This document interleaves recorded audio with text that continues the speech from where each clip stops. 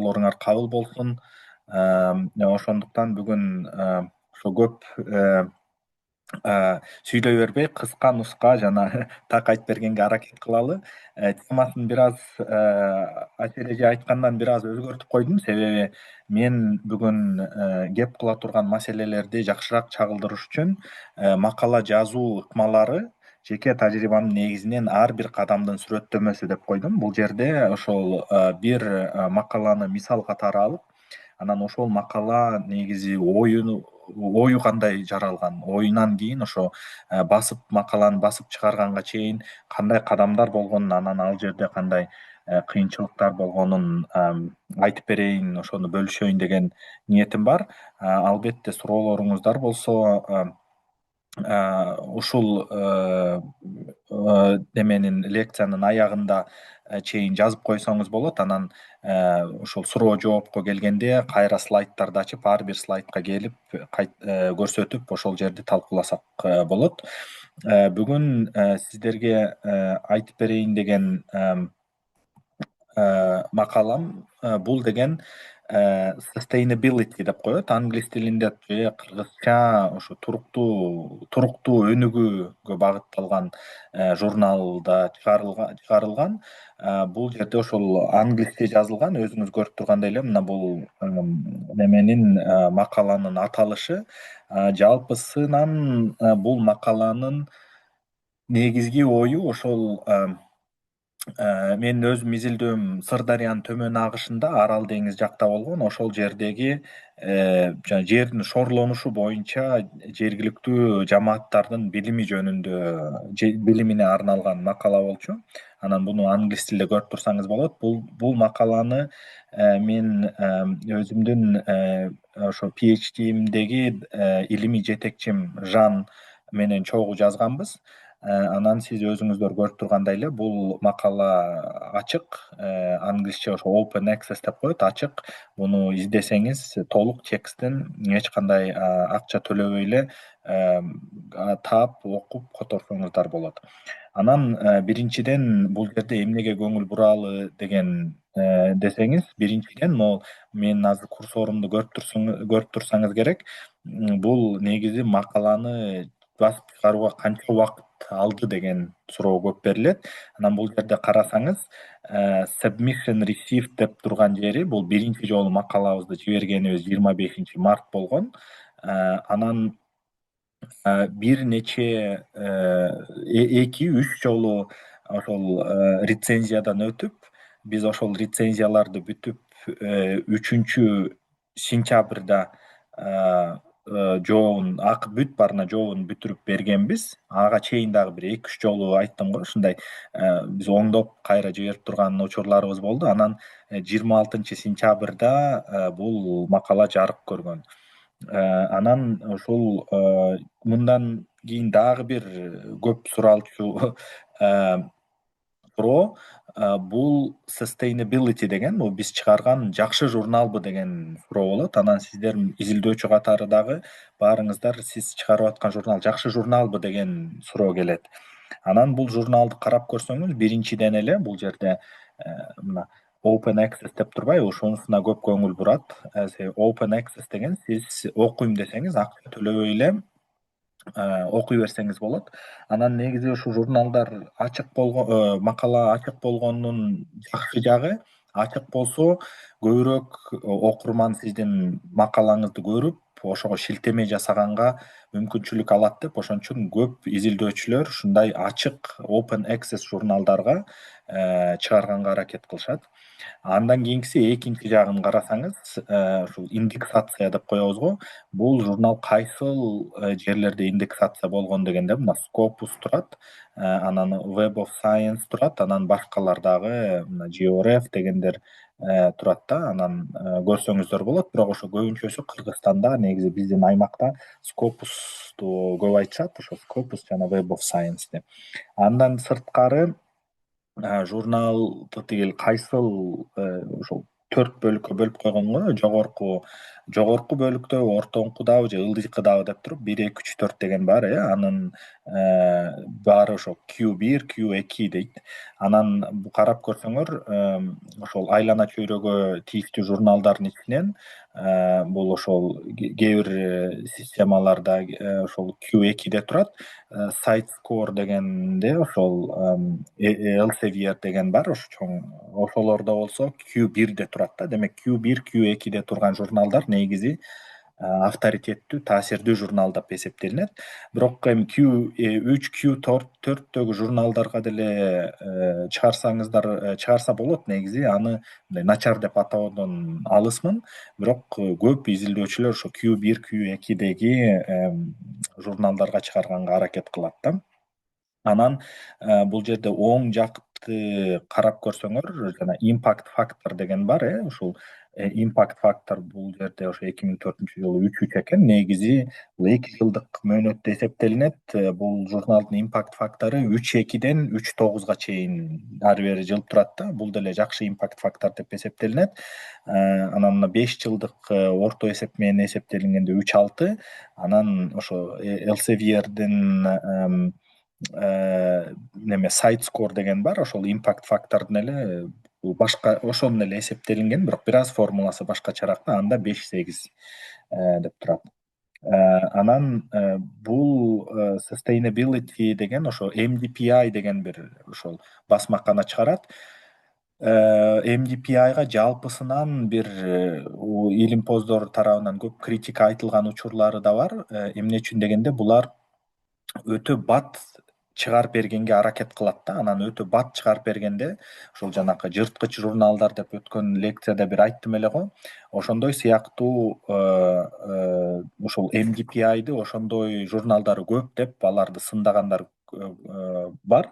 Бирок ошол MDPI'дын бүт журналдарынын ичинен Sustainability деген ошол бул журналдын кандай десем аброю эң жогору тургандардын бири да. Анан мунун эмеден деле карасаңыз болот, rapid publication деп турабы, бул публикация бат чыгарасыңар, жалпысынан мына бир 18 күндүн ичинде фидбек берет, ушундай жообун берет деп айтып турат да. Анан негизи бул бат чыгарганда тиги сапатына терс таасир тийип калабы деп кээ бир илимпоздор ошол MDPI'дын журналдарына мындай кооптонуу менен карайт да. Бирок ушулардын баарын мындай сиздер публикация кылып атканда эске алсаңыздар болот. Анан бул биздин макала кантип келип чыкты дегенде, ошо башынан ар бир журналда мындай өз убагы менен чыгып турган учурлар болот. Анан атайын чыгарылыштар болот да, special issue деп коет. Бул макалабыз атайын чыгарылышка кеткен. Бул атайын чыгарылыштын темасы айлана чөйрөгө жана коммуникацияга тиги дисциплина аралык көз караштарга багытталган. Демек, бул жерде атайын чыгарылышта айлана чөйрө менен ошо айлана чөйрө маселелери кандай коммуникация болот, кандай айтылат деген темада болгон. Анан ошого ылайыктап биз ошо ойлонуп, биздин изилдөөбүздөн, менин изилдөөмдөн, ошо PhDге жасаган изилдөөмдөн кайсыл нерсени алып чыгып ушуга чыгарсак болот деген ой болгон. Анан бул жерде мына ошол атайын чыгарылыштын редакторлорун көрүп турасыз. Биз көбүнчө ошо эң жогоруда турбайбы, Will Rifkin депчи, ошол Will Rifkin менен баарлашып, ушул кишиден көп сын пикир алып, комментарий алып, ушул киши менен көбүрөөк иштешкенбиз да. Анан ушул ар бир атайын чыгарылышта ошондой редакторлор болот. Алар көп учурларда авторлорго жардам берип турат. Анан негизи бул макала кайдан келип чыкты дегенде, ар бир макала сиздин өзүңүздүн изилдөөңүздөн келип чыгат. Анан менин изилдөөм негизи ушул Казакстанда, Сырдарыянын төмөн агышында, Арал деңизи жакта болгон. Өзүңөр баарыңар билгендей эле, Арал деңизинде айлана чөйрө аябай тез өзгөрүп, мына акыркы 60 жылда Арал деңизи өзүнүн 10 эсе азайып кеткен. Могул жерде жогору жакта сүрөттөрдү көрсөңөр, мына 1977-жылы момундай суусу толуп турган болсо, анан 2013-жылы бул ылдый жакта карасаңыз, мына бир 10% эле калганы көзгө көрүнүп турат. Анан мен ошол жерде изилдөө кылып, жергиликтүү жамааттар ушул айлана чөйрөнүн тез өзгөрүүсүнө, климаттын ошо тез өзгөрүүсүнө кандай ыңгайлашаарын изилдеп келгем. Анан бул биздин долбоорубуз, менин изилдөөм ошол чоң бир долбоордун бир бөлүгү болгон. Долбоордун ичинде 5 изилдөөчү болчубуз.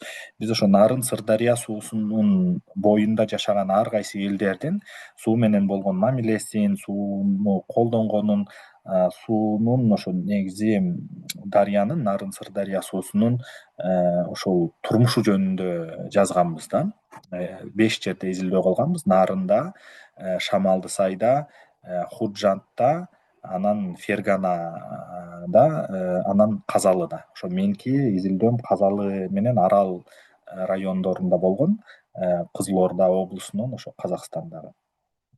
Анан негизи изилдөөлөрүмдү айта кетсем, изилдөө кылыш үчүн мен Казакстанда 14 ай жашап жүрдүм. Ошол жерде жашап, казакча үйрөнүп, жергиликтүү жамааттар менен жашап, алардын кылган тиричилигин жөнүндө маалымат жыйнап, анан бул жерде карасаңыз ошо жергиликтүү жамааттар бул сол жакта жазында ушул курмандыкка чалуу ырым-жырымы бар, тасаттык деп коет. Ошол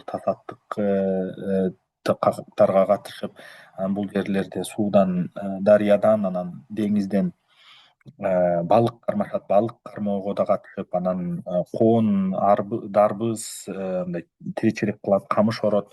Ушулордун баарын 14 айдын ичинде эл кылган нерсенин баарын кылып үйрөнүп, ушу жергиликтүү үй бүлөлөр менен жашап, ошол ар бир ошол нерсе боюнча маалымат жыйнап келгем. Андан сырткары 2 ай Алматыдагы жана Кызыл Ордодогу архивтерде дагы маалымат жыйнап келгем да.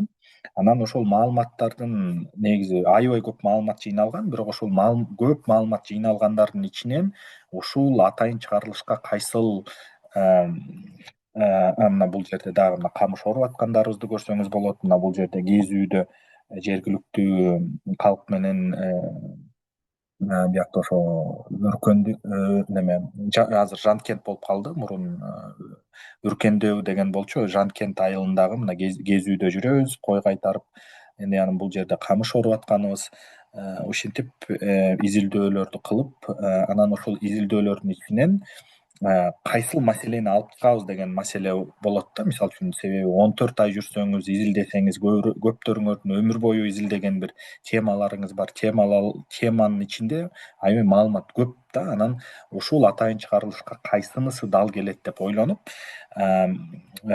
мен могу жердин шорлонушун сунуштагам да. Мына өзүңөр көргөндөй эле, карап көрсөңөр, ошол Сырдарыянын төмөн агышында жердин шорлонушу көйгөй абдан курчуп турат. Мына могул жерде көрүп турган ак нерселериңер бул кар эмес, бул деген шор, туз. Жердин ушундай катуу шорлонуп кеткен жагдайда. Анан мына бул жерде дагы көрсөңүздөр болот, мына аппакай болуп жатканын баары туз. Бирок ушуга карабастан жергиликтүү жамаат, мен жогоруда айтып кеткендей эле, мына коон, дарбыздарды өстүрөт. Мына могул жерде өйдө жакта карасаңыз, мына могул жерде коонду эгип коюп, мына ушундайынан суугарып, коон, дарбыз, башка жашылча жемиштерди өстүрүшөт, малдарын жаят. Анан биз ушул бир жагынан ошо менин изилдөөмөн, Казакстанда жүргөн изилдөөмдөн ушул бир маселеси, жердин шорлонушу боюнча маселеси чыккан да. Анан ушул жердин шорлонушун алсак, ошо казак элинде ушу жердин шорлонгондо ошо туздун 2 түрү бар деген бир жакшы маалымат чыккан да. Ак шор менен кара шор депчи. Анан ушу жергиликтүү жамааттардан сурап көрсөңүз, ак шор деген кандай болот, кара шор деген кандай болот деген деп сурап атып, толтура маалымат чыккан да. Мисалы үчүн, ак шор менен кара шордун айырмасы эмне, ак шорду жерде бирдеме өстүрсө болот, кара шордо болбойт. Анан ак шор мисалы үчүн Арал деңизинен келген, кара шор жердин астынан чыгат деп, мындай ак шор, анан кара шор деп ушул туз боюнча жергиликтүү жамааттын билими аябай көп экен да. Ошо жергиликтүү тиги салттык билим аябай көп экен. Анан ошонун баарын жазып чыгып, анан ушуну сунуштайлы деген бул бир нерсеси болгон. Андан сырткары бул ошол жанакы айлана чөйрөгө байланыштуу, жанакы атайын чыгарылыштын темасы айлана чөйрө жана коммуникация эмес белең, ошо айлана чөйрөгө тийиштүү ушул болгон. Анан андан сырткары ошо биздин изилдөөбүздүн алкагында биз бир иш чара, Казалыда бир иш чара өткөргөнбүз. Ал иш чарага ошол суу багытында, суу жаатында иштеп жүргөн Кыргызстан, Казакстан, Тажикстан, Өзбекстандан ошол адистерди чакырып, ушул Казалыда бир ушундай семинар өткөргөнбүз. Бул жерде ошол суу боюнда жашаган ошо суу адистеринин кабыл алган чечимдери төмөн агыштагы коомчулуктарга кандай таасир этет деген максатта ушинтип Казалынын өзүндө иш чара кылганбыз. Бул жерде мына көрдүңүзбү, ушу бүт баарын негизи буга чейин мындай көп иш чаралар такыр эле болгон эмес. Себеби ушундай иш чаралар болгондо көбүнчө элдердин баарын тиги Бишкекке же Алматыга же Ташкентке же Астанага алып барып, мындай аябай жакшы мейманканаларга жаткызып өткөзүшкөн. Биз болсо буну өзгөртөлү деп, ушул чечим кабыл алган адамдардын баарын жергиликтүү жамааттардын жашоосун көрсүн, эстесин деп ушул жергиликтүү жамааттардын үйлөрүнө алып келип, ошол Казалыдагы Бирлик деген айылга алып келип, ошол жерден өткөнбүз. Бул жерде карасаңыз, мына жөнөкөй эле үйдүн ичинде мына талкуу болуп атат. Биз ошо атайын программа түзүп, ушу талкуу болуп атат, көрсөңүздөр болот. Анан сыртка чыгып, мына ошо жанакы оргон камыштарды байлап, бул ушул камыштар үйлөрдү, анан жанакындай үйлөрдү курганга жана мындай кашаларды тозгонго колдонулат да. Ушулардын баарын жергиликтүү жамааттардын тиричилигин кадимкидей көрүп, ушул аркылуу мындай талкууну жүргүзгөнбүз да. Бул жерде кызыктуу болгон нерсе ошол жердин шорлонушу маселеси кандай таризде айтылат деген маселе чыкты да. Мисалы үчүн ошол мамлекеттик кызматкерлердин айтымында ушу жердин шорлонушу көйгөй деле эмес, суу болсо, суу жетиштүү болсо, жерди ошол неме суу шорду жуудуруп ийип эге берсе болот деген мындай жердин шорлонушу боюнча такыр башкача сүйлөшкөн. Жергиликтүү жамааттар болсо жердин шорлонушу боюнча ошо башкача сүйлөгөн үчүн ошол бул да кызыктуу болду да. Бул ошо жанакы жогоруда айтып кеткендей атайын чыгарылыш айлана чөйрөнүн өзгөрүүсү боюнча, анан коммуникация боюнча болуп аткандан кийин айлана чөйрө тарапта ошо жердин шорлонушу тема болду. Анан ушул биз өткөзгөн иш чаранын негизинде ошол жердин шорлонушун коммуникация кылганда ар кандай жолдору бар турбайбы деп туруп, ушинтип атайын чыгарылышка биздин материалыбыз бар экен деп ушундай ой бышкан да. Анан мен жогоруда айтып кеткендей эле, мына ошол жергиликтүү жамаат күрүч да эгишет. Анан ушул жергиликтүү ошол биздин неме атайын семинардын катышуучуларды мына көрсөңүздөр, мына неме шалы деп коет, тиги казакча салы деп коет. Ошо күрүчтү өсүп аткан жерине мына алып барып, мына бул жерде деле байкасаңыз, жердин бир аз шорлонгонун байкап турат да. Ушулардын баарын көрсөтүп келгенбиз. Анан мына негизи макаланын оюнун келип чыгышы ушул жерде карасаңыз, мына бул жерде айлана чөйрө темасы камтылыш керек болчу да атайын чыгарылышта. Мына ошо жердин шору боюнча, шорлонушу боюнча, анан коммуникация коммуникация боюнча да маселе көтөрүлүш керек болчу. Анан мына Казалыда биз өткөзгөн иш чаранын негизинде чыккан байкоолор болду. Анан ушул экөө эле жетиштүү болобу чыгарылышка десеңиз, тилекке каршы ушул экөө гана, мисалы үчүн, макаланы жазып чыкканга көп учурда жетиштүү болбой калат. Себеби сиз макаланы жазып атканда сөзсүз түрдө кайсыл бир теория болобу же концепт болобу, ошон менен ошол концептти карап, анан ошол концептке дагы салым кошушуңуз керек да. Анан биз бул жерде жана social learning деп коет англисче, бул дегенде коомдун үйрөнүүсү деген бир концепт бар. Биз ошол концепцияны алып туруп, ошол биздин Казалыда болгон байкоолорубузду ошол концепция менен салыштырганбыз да. Анан бул коомдук үйрөнүү деген концепциянын негизги ою эмнеде? Бул жерде мисалы үчүн биз бир нерсени үйрөнүү дегенде көп учурда үйрөнүү жеке инсандын деңгээлинде болот деген түшүнүк бар да. Себеби мисалы үчүн сиз жазганды үйрөнсөңүз болот, сиз мисалы үчүн машина айдаганды үйрөнсөңүз болот, сиз бир нерсени токуганды үйрөнсөңүз болот. Бирок бул social learning деген концепттики бул ар бир инсандын үйрөнүүсүнөн сырткары коомчулук дагы мындай ошол жамаат катары да бирдемени үйрөнүшү мүмкүн деп деген неме да, деген түшүнүк да. Ошо социальное обучение дегенде ошо жамааттык үйрөнүү деп же ошо жамааттар дагы бир нерсени мындай топ катары үйрөнө алат деген мындай бир ушул концепт да. Ошо жеке деңгээлде эмес, мындай топтук деңгээлде дагы үйрөнүү болушу мүмкүн деген. Демек биз ошол үч бөлүктү алып туруп, курап туруп, анан макалабызды чыгарганбыз да. Анан макалабызды чыгарганда жогоруда айтып кеткендей эле эң биринчи баскыч биз ошол атайын чыгарылыш болот деген маалымат келген, ошо имейл катары эле келген. Анан биз ошо өз ара ойлонуп, ошого эмнени сунуштасак болот деп ушул мына жердин шорлонушу кандай коммуникация болот, кандай айтылат, анан ошол коомдук үйрөнүү деген концептти бириктирип биринчи өзүбүздүн сунуштамабызды жибергенбиз. Анан жогоруда айтып кеткендей эле редакторлор карап, сиздер сунуштаган макаланын ою биздин атайын чыгарылышка дал келет экен деп биз макулдугун беришкен. Анан макулдугун бергенден кийин биз ошо биринчи булганагын, биринчи ошо булганак деп черновикти айтабыз, ошо биринчи булганагын жибергенбиз. Аны жибергенден кийин алар ошол рецензенттерге жиберип, рецензенттер бизге өтө көп комментарий берген.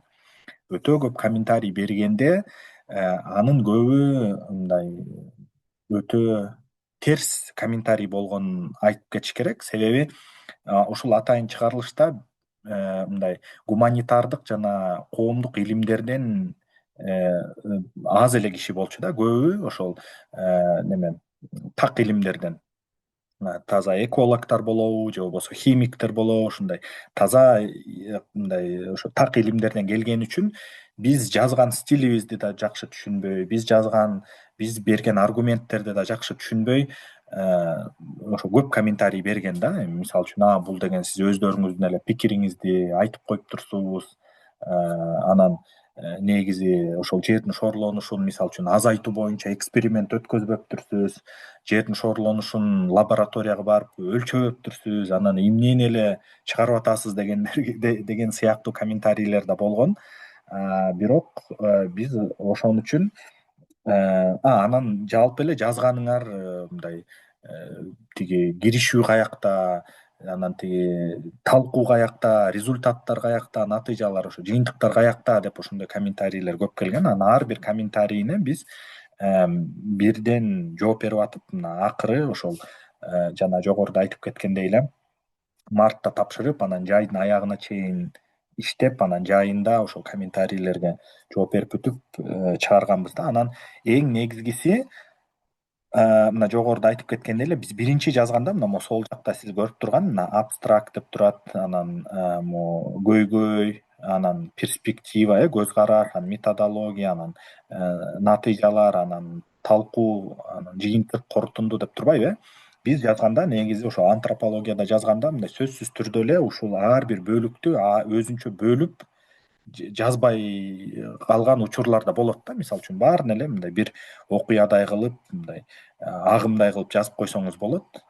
Бул антропологияда, ошол гуманитардык илимдерде ага жол берилет да. Бирок биздин ошо рецензенттердин көбү ошо так илимдерден болгондуктан биз ошо жазганыбызды структурасын, ошо түзүлүшүн өзгөртүп, анан ушинтип ар бирөөнү өзүнчө жаза баштадык да. Мына мисалы үчүн мына көйгөй ушул, биз сунуштап аткан көз караш ушул, анан деп ушинтип бүт баарын бөлүп бергенден кийин аларга дагы түшүнүктүүрөөк болуп, анан ошон үчүн рецензенттер биздин өзгөртүүлөрдү кабыл алып, ошол чыгарганга уруксат, мындай чыгарганга макул болгон да. Андан сырткары бул методология бөлүмүндө карап көрсөңүз, могул жерде qualitative scholarship деп турат. Бул жерде ошол тиги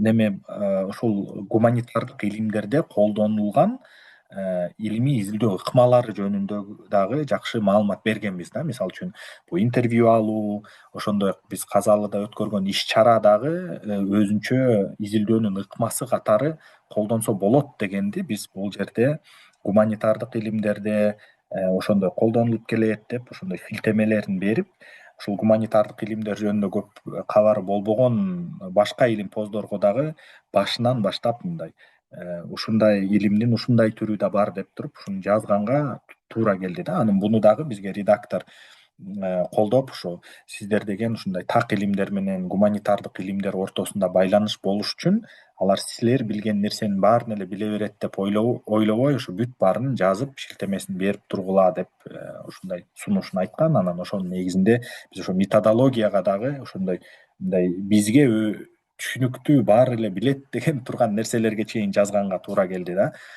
Мисалы үчүн биз гуманитардык илимдердеги журналдарга жазып аткан болсок, бул жерин мисалы үчүн майдалап мынча жазбайт болчубуз да, себеби рецензенттердин баары түшүнмөк деген ойдон жазбайт болчубуз. Ошо андан сырткары азыркы журналдарда өтө көп кездешкен мындай бир жалгыз автор болбосоңуз, мисалы үчүн 3-4 автор болсо, ким эмне кылганын сөзсүз түрдө жазыш керек болуп калат. Мына мисалы үчүн башында карап көрсөңүз, мына концептуализация деп негизи оюн талкуулаганда ким кандай салым кошту, методологияны жазып атканда ким кандай кошту, анан анализ кылганда ким эмне кылды, анан ошолордун баары эмне болгонун, ким эмне жазгандарын неметилди да, жазылган. Андан сырткары бул биздин жана долбоорубуз жогоруда айтып кеткендей эле Нарын Сырдария долбоору ошо Volkswagen деген бир Германиянын фондунун алкагында каржыланган. Берки Volkswagen машинесине тиешеси жок, башка фонд. Анан ошо Тюбинген университетибизде болгон, анан ошо Берн университетинде болгон деп мына бул акча кайдан келгенин жазасыз. Андан сырткары мындай неме боюнча этикалык чаралар көрүндү беле дегенди да сөзсүз жазышыңыз керек. Себеби азыркы көп журналдарда сиздер бир изилдөөңүздө тиги бир жеке инсандар болсо же мындай адамга тиешелүү изилдөөлөр болсо же жаныбарларга тиешелүү изилдөөлөр болсо, силердин изилдөө ыкмаларыңар этика талаптарына жооп берет деген сиз ошол этикалык немеден өтүшүңүз керек да, комиссиядан өтүшүңүз керек. Анан бул жерде биз ошол изилдөөлөрүбүз негизи кайсыл этикалык комитеттерден өткөнүн жазышыбыз керек. Анан ошондуктан эгерде эл аралык журналдарга тапшырабыз десеңиздер, өзүңөрдүн изилдөөңүздөрдө дагы сөзсүз түрдө ушундай этикалык жараяндарды, этикалык жол жоболорду ошолорду колдонууну унутпаңыздар.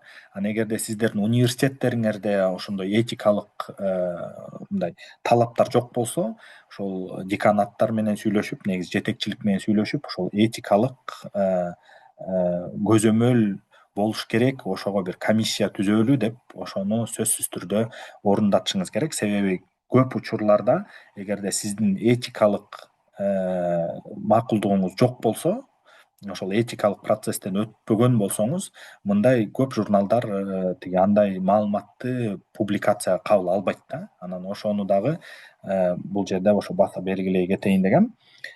Негизи ушуну менен өзүмдүн лекциямды аягына чыгарсам деген ойдомун. Ошо негизи чыкты. Эгерде сиздерде суроолоруңар болсо, эми суроо жоопко өтө берсек болот. Мен азыр кайра бөлүшүп, анан керектүү жерге слайдты жылдыра алам. Чоң рахмат. Суроолоруңуз болсо, Аселже жардам бересиз да бул жерден, Ооба, чоң рахмат Айбек мырза. Сурооңуз болсо, микрофонуңузду күйгүзүп берсеңиз болот, урматтуу катышуучулар.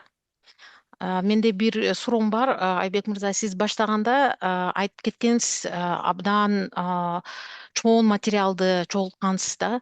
Анан Мгм. публикация маселесине келгенде, ушул атайын жыйноого да, special issueга адаптация кылдырып материалды мындай, бул сиздин негизги изилдөө сурооңуз болгон жок да ушул диссертациянын.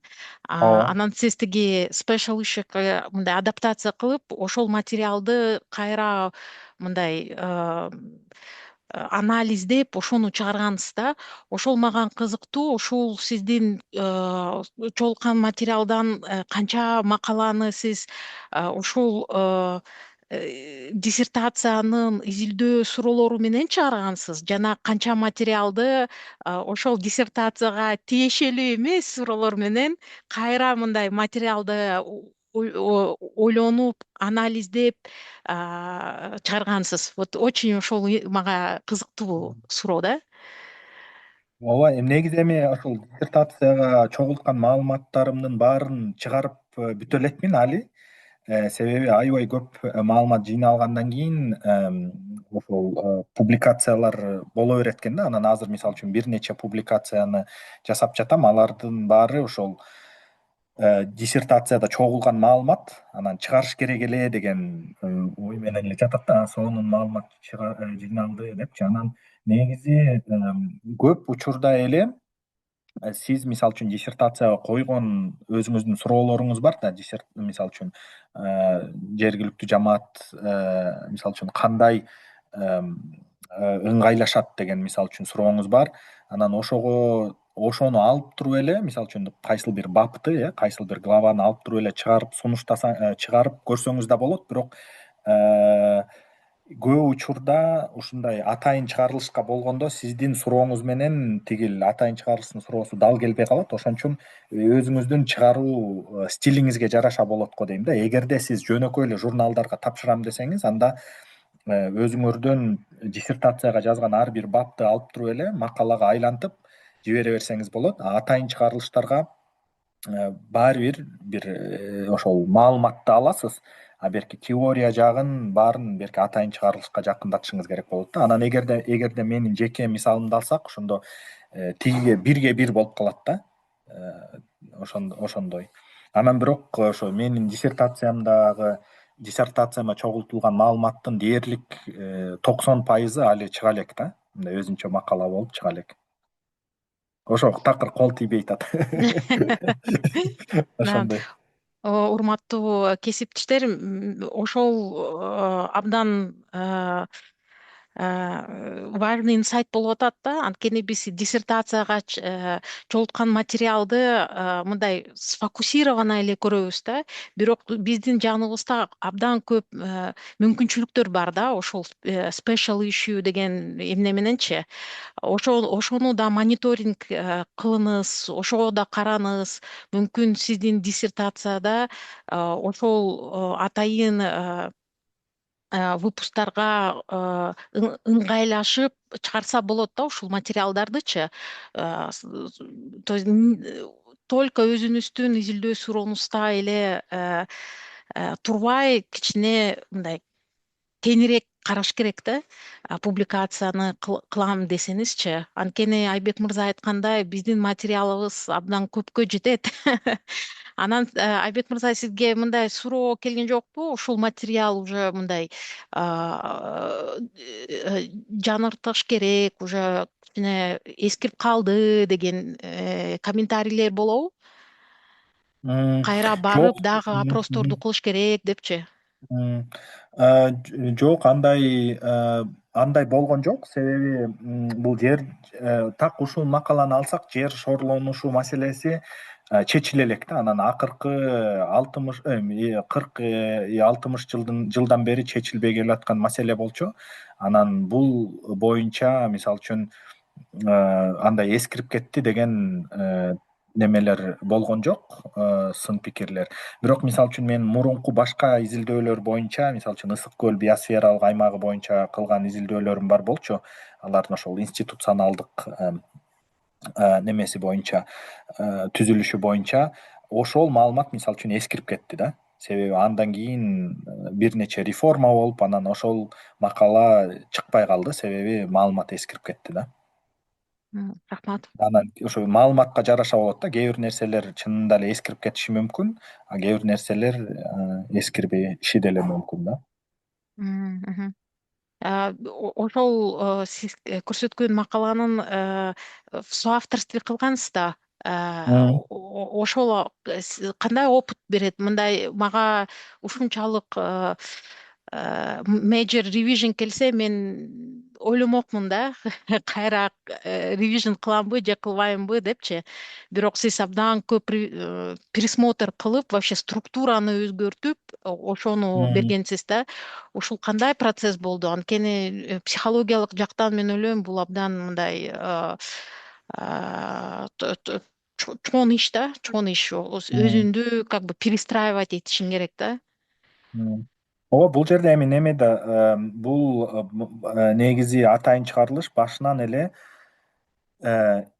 тиги дисциплина аралык чыгарылыш болчу да. Бул жерде негизи максаты жалгыз гана ошо айлана чөйрөдө азыр мисалы үчүн экологдор өзүнчө журналдарында чыгарып жүрөт, антропологдор өзүнүн журналдарында чыгарып жүрөт. Анан бирок ошол ар кайсы тиги илимдердин ортосунда сүйлөшүү болбой аткандан кийин анан булар атайын ошол коммуникация дегенде да, ошо илимдер ортосундагы да коммуникация болсун деген максатта чыгарган да. Анан биз аны билип туруп эле башынан эле күткөнбүз. Ошо мисалы үчүн так илимдерден илимпоздор окуган болсо, биздин ошо методологияны сындайт, анан негизи макаланын түзүлүшүн да сындайт деген ойлор болчу. Анан ошого биз даяр болчубуз да, бул биринчи. Экинчиден, ошо айтып кеткендей эле редакторлор дагы абдан жакшы колдоо көрсөттү. Алар ошо негизи силердин макалаңар сонун экен, өтө кызыктуу экен, бирок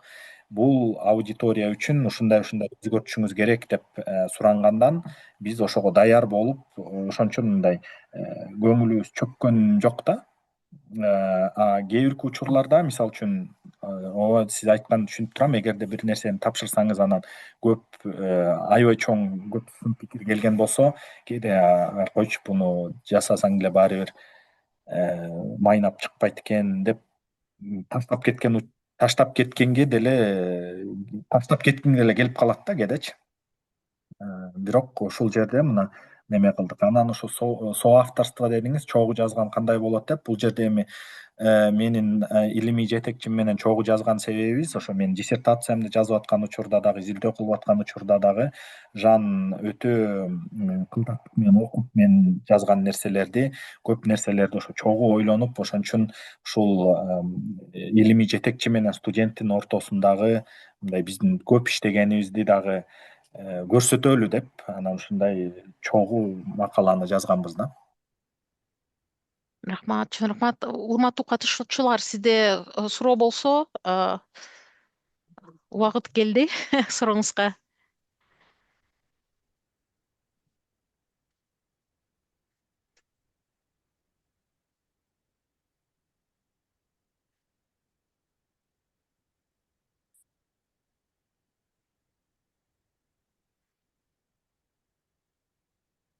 Саламатсыздарбы? Чыгып. Саламатсыздарбы, Айбек мырза, Айсел айым. Сиздердин азыр могу жердеги полемикаңыздарды угуп отуруп, мен да суроо бергим келип атат да. Бизде, мен өзүмдү тааныштырсам, мен угулуп атамбы? Ооба. Мен өзүмдү тааныштырсам, мен тарых илимдеринин доктору Чыныхан Сатыбалдиева.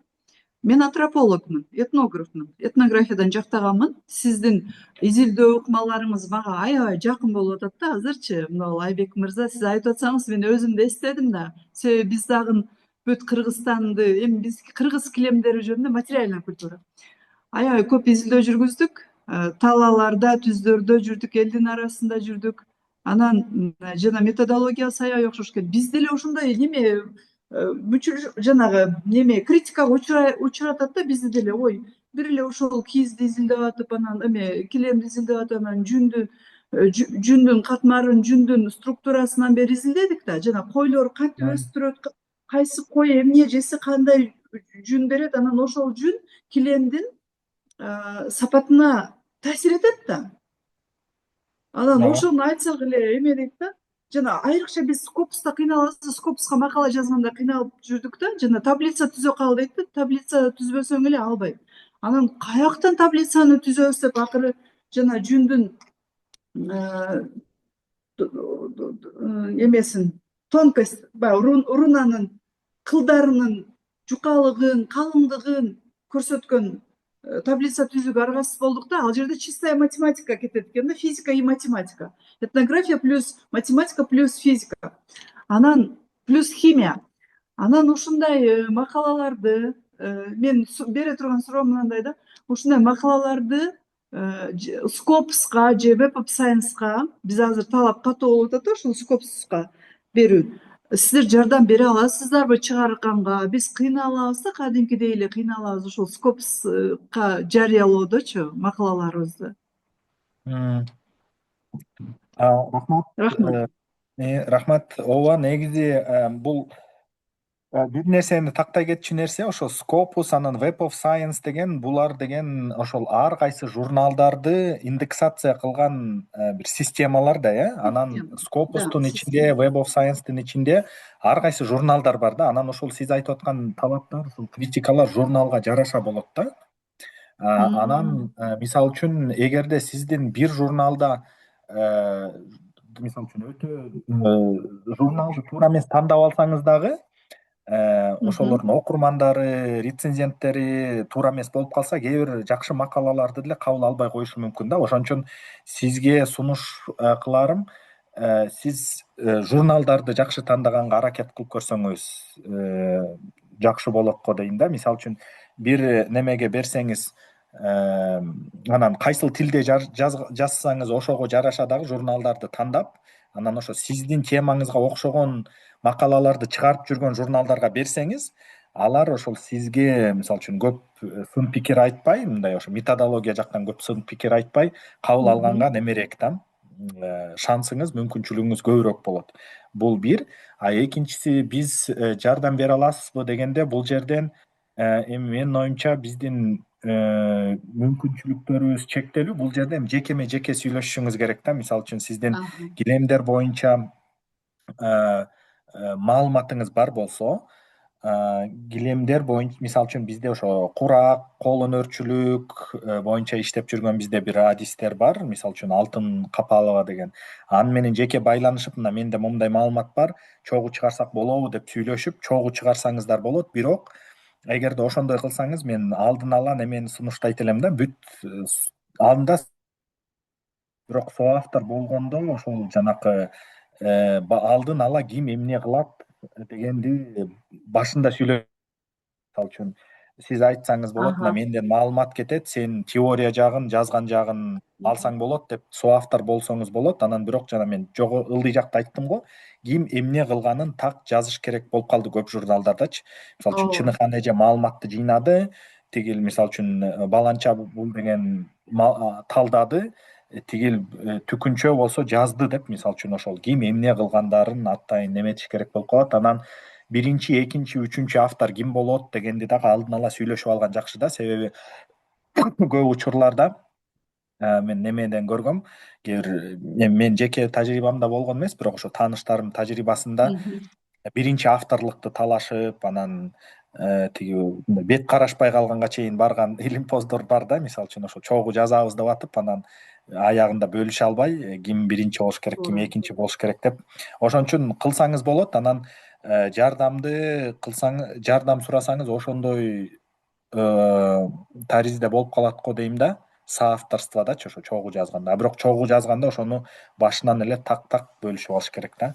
Кийин маселе болбош. Рахмат. Түшүнүктүү сизге. Рахмат чоң.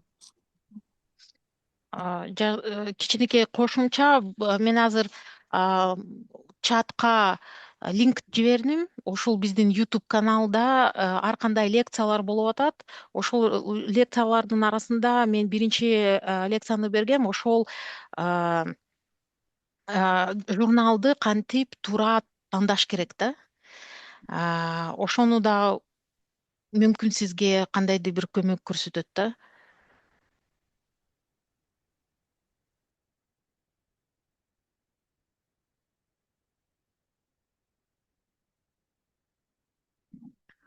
Урматтуу кесиптештер, дагы сурооңуз болсо,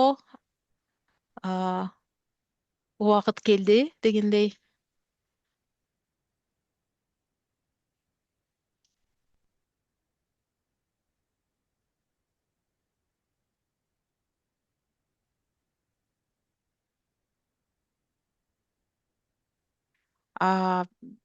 Суроо жок деп ойлоп атам да. Анда урматтуу кесиптештер, бүгүнкү семинарга катышканыңызга чоң рахмат.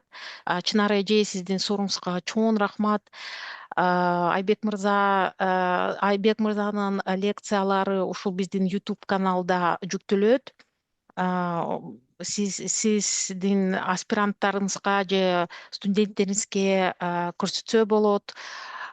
Жана буюрса байланышта болуп тура, биздин программабыздын негизги максаты бул ушул маалыматтарды жеткирүү жана биздин Кыргызстандын академиялык публикацияларды өнүктүү